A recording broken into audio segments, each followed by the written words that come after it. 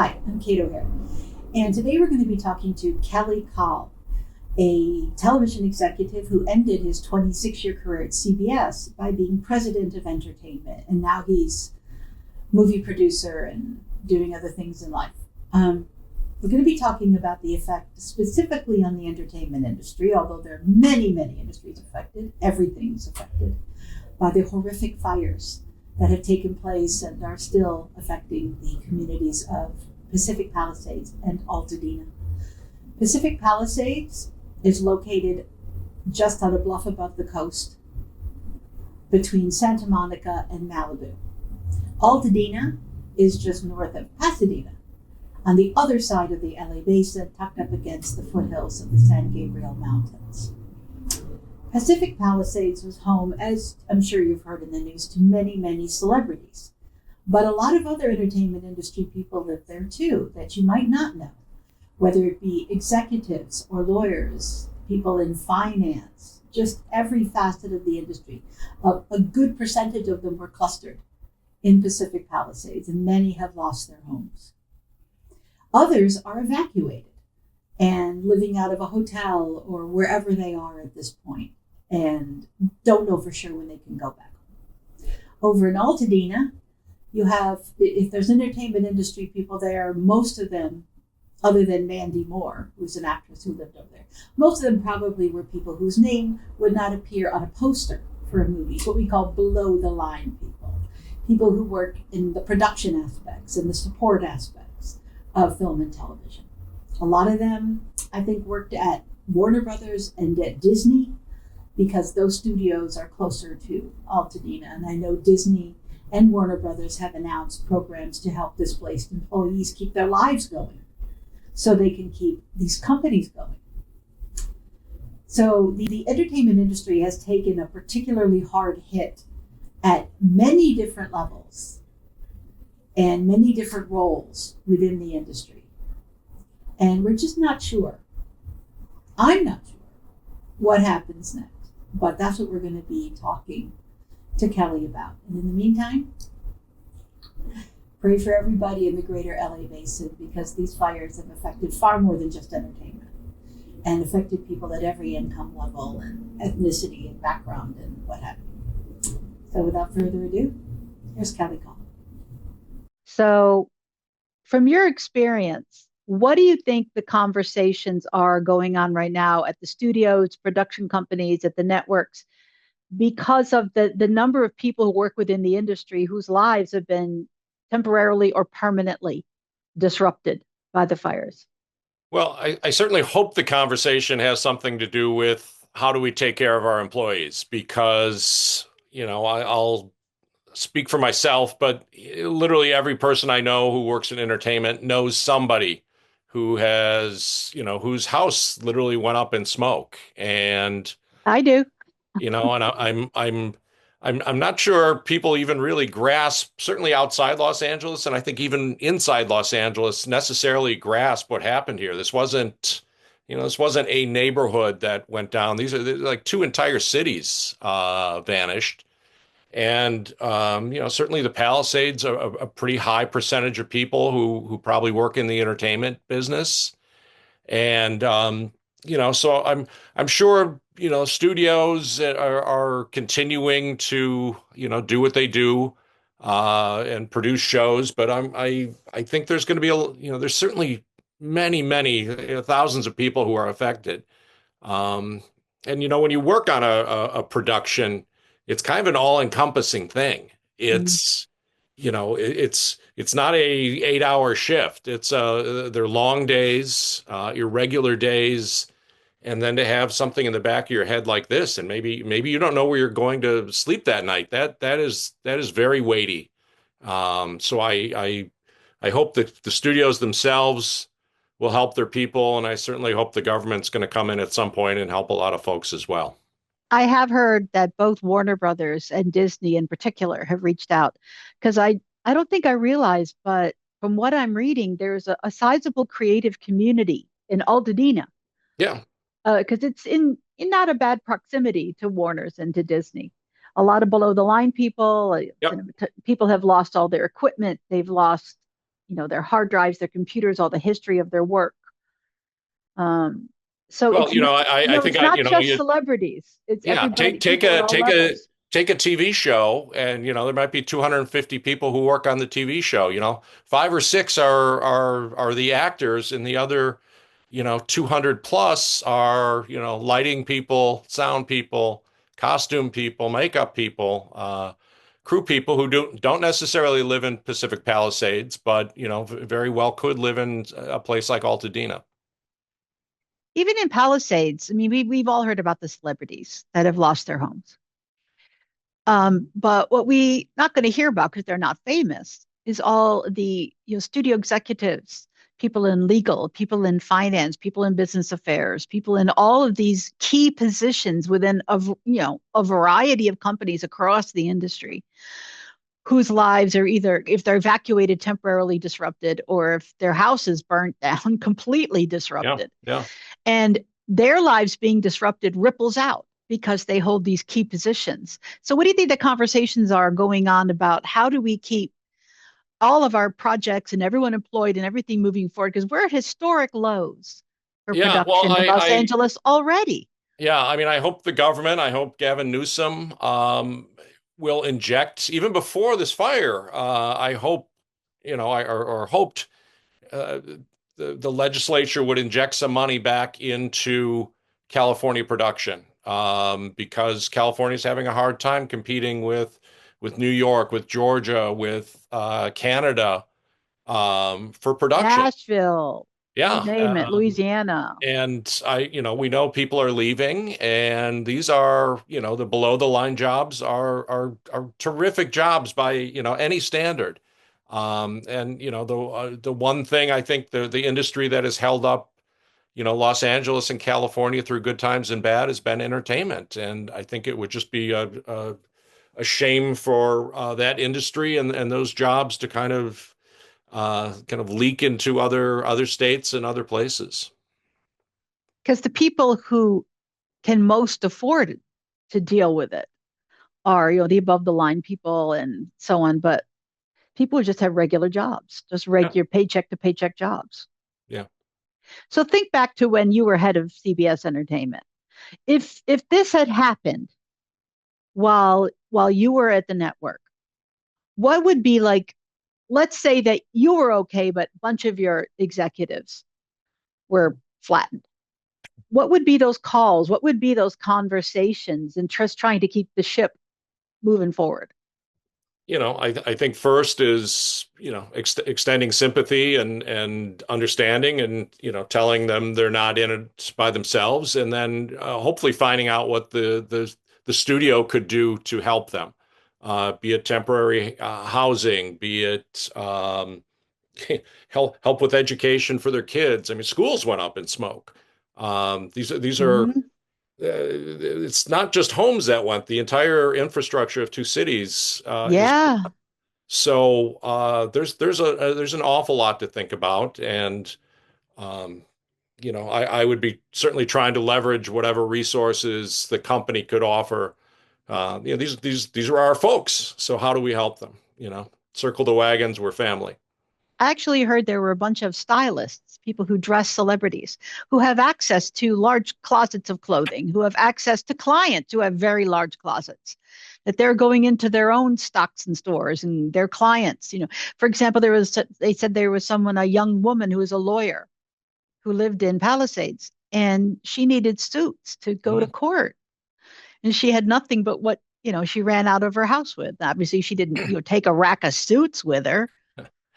There's lots of you heartwarming stories, and you see all the clothes and goods and sundries that have been donated at these locations, and that's terrific. But these are kind of temporary measures that Mm. I still think we haven't reckoned fully with these next steps, which are going to be how are we going to rebuild? It's hard enough to get a builder now to come do something at your house, and now we're going to have what, 15, 20,000 potential homes to rebuild. Um, Crazy. It's going to be nuts. Well, let's say that, these key people in these companies who have the means to go elsewhere, temporarily or permanently, go elsewhere. They go to Jackson Hole, they go to Orange County, they go wherever they go. And we all did like working remote, during COVID, but you've got like so many people that are going to be displaced, and a lot of them are not going to be coming back to Palisades for years, if ever. So, how do you sort of handle that from a company point of view? How would you handle that if you were in Well, charge of I a, think a COVID was a company right pretty, now? I'm sorry. I think COVID was a pretty good training exercise for some of this, where we did scatter in all sorts of different directions. I think for a lot of the key positions, it's easy to say I'm going to Jackson Hole, but I think in reality, it's going to be a little tougher.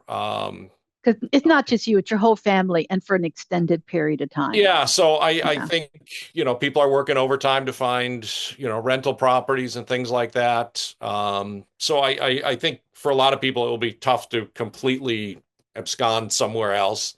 But yeah, COVID did give us some lessons in terms of how to keep your team together, keep your group together. Zoom is a great example. Just more frequent communication. It'll be, it's easy to miss things. And so that playbook about constant communication, I think is probably what, the studios and these execs are going to have to kind of employ. So from where you're sitting, what does the health of the industry here, specifically here, look like a year, 2 years, 5 years from now? Well, I mean, it's not just, these fires. There's been a revolution in terms of what the industry looks like in the past, say, 5 years. It's the old rules have very much been upended, and nothing looks the same. Business deals don't look the same. Series orders don't look the same. Production budgets don't look the same. A lot of the old rules are kind of out the window. So. Um, for this to happen at a time of upheaval is, it's just kind of it's I'm looking for an analogy that's not insulting, Yeah. fuel on the fire or something like that, but, or gas on the fire, but it's challenging. It's going to be challenging. And again, I hope the state government, and even local city government will realize they need to kind of wrap their arms around this industry and keep it healthy and keep it here. I don't think people who don't live here, I know this happens a lot of parts of the country, but how difficult it is to build and to remodel and how Yeah, expensive. yeah, And even for people with means, let alone ordinary working class or middle class people, there is I heard it a lot on social media, like, well, these are all rich people, they'll be fine. Well, it's not easy even for them, but you've got a lot of people who lived in both areas in inherited houses that have been built, not built, but maybe built, but bought decades before. And so I don't know what those people do. Well, I think, a lot of people, even in the Palisades who are, better off and well off, a lot of people there were forced to buy the state, um, homeowners insurance. Hmm. And that, from what I understand, that doesn't come close to covering the cost of completely rebuilding a home. And I think that's going to be really concerning to a lot of people, no matter, kind of where you're of what level of stature you're at. It's not going to matter. People are all going to have the same problem, which is, how do I get the funds to try to rebuild, this house? That I've was been that actually, was, that was my life. yeah, I've been actually, I don't know why I got on this kick, but I've been watching these videos on YouTube from Lahaina over the last 18 months from a couple of real estate guys there who've been tracking the aftermath, the rebuilding, and they're just now starting to build houses Yeah. after securing the site, after clearing out the hazmat, Yes. the hazmat clearance, and then slowly, preventing erosion, settling everything in, and then slowly. So this is not going to be Yeah. quick. I mean, I know friends whose homes were spared, but they still can't go back because they're in they're in those affected areas, and They're in the they have evacuation no areas. electricity, Yeah. no water, no Yep. gas, and their yards are full of toxic debris at this point. So What are even you hearing from your friends? Because I'm sure you have friends all over the industry. So like, how are they holding up, all the people that you know? by and large, I think most everybody I know is thankful their family is safe. And, I think everybody says, it's just things. It's not people, although, obviously some people sadly lost their lives. Hmm. Um, but I think quite frankly, they're in a little bit of shock. And still probably are. And um, really trying to figure out what the next steps are. There's a lot of information, and yet there's not a lot of information. There's resources, but nobody, trying to call your bank or your lender to say what am I supposed to do now? I think even those institutions are kind of short on answers. Yeah, it's interesting. In the last few years, we've seen, especially from Dick Wolf, an explosion of shows about first responders. Hmm. And also, we also have Ryan Murphy's, 911, which is set in Los Angeles, that imagines all of these incredible things that might happen to Los Angeles, and up to like probably the rain of frogs. I don't even know. Uh, and one of my favorite movies, for I'm not even sure why, I just love it, is Volcano, which came out in the 1990s, I think. And it's about a volcano appearing in the La Brea Tar and fireballs raining down upon Los Angeles. And that hits different now. So for all these creative people who've imagined all these things, we've seen LA destroyed in a bunch of, you know, adventure and action films and so on. Psychologically, how do you think that's going to land on storytelling? Because we haven't really even dealt with COVID in terms of Yeah. storytelling. We're just like, oh yeah, we're just not going to deal with that. So how do you think like psychologically this affects storytelling going forward? Now that there's one thing about imagining it, there's another thing about living it.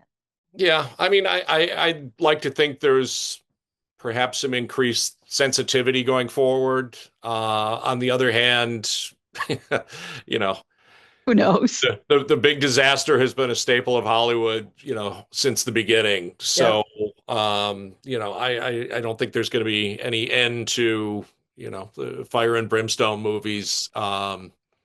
Sharknado. Yeah, I mean, it's certainly sad in real life, but and on the other hand, it's on screen, it's entertainment. There was a fake video going around showing the Hollywood sign on fire because you'd expect, of course, the Hollywood sign would be Yeah. on fire. Well, it wasn't. It's fine. Nearby, but Yeah. not really on the Hollywood sign. So, so what is sort of your message to all of the folks you know in the industry at all levels that you've known over the years of how to even think about moving forward at this point? I'll say this for all I think people tend to think of Hollywood as, very crass and very selfish. And yet I think that tends to be an outside perspective. Hmm. If you get to know the people a little bit, I think you find it, people who work in entertainment are some of the most generous, people there are. And I, I believe the industry will kind of rally. I believe the people will rally around each other.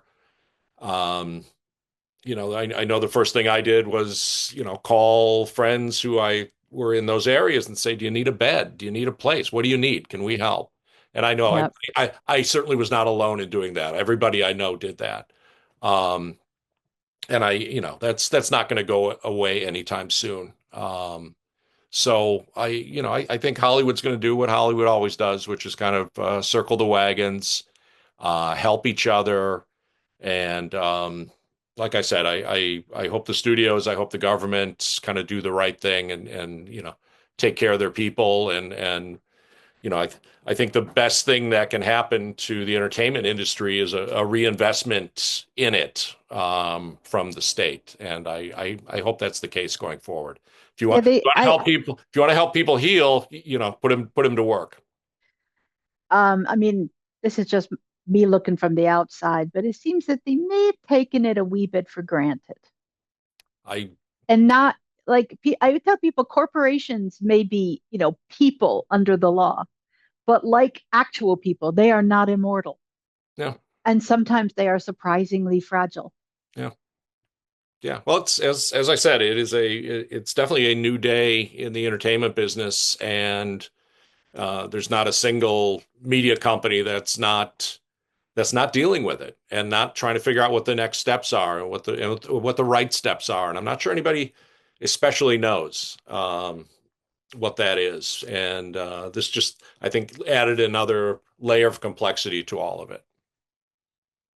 We don't even know what's going to happen with the Oscars. I mean, it just seems like a very trivial concern at this point, but actually a lot of, I predict the show will go on as it well, like typically does. somebody pointed out, a lot of people work that event and a lot of people's livelihoods and companies. Because people forget, for every production, there's a lumber supplier and a fabric Yep. supplier and a caterer and a transpo company and a whatever. And for every event, there's valet parkers and there's waiters and there's food suppliers and every other thing.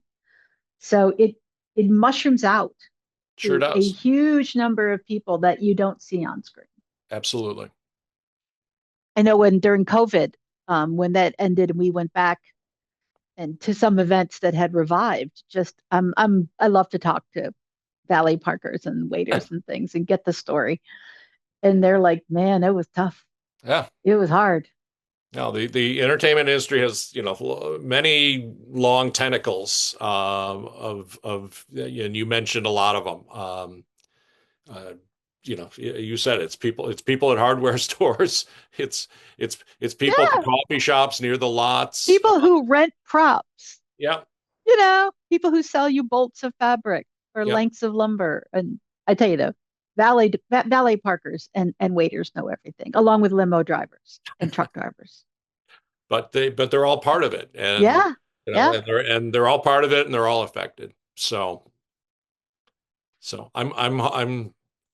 Are you I'm tempted to come optimistic. back? What's that? Are you tempted to come back into a more active role? Dying to come back. Yeah. I miss a lot of people. Doing some producing has been really fun and fulfilling, but I still hope there's an opportunity out there for me. You never know. You If anything, if never this know. has taught us anything, it's that you never know.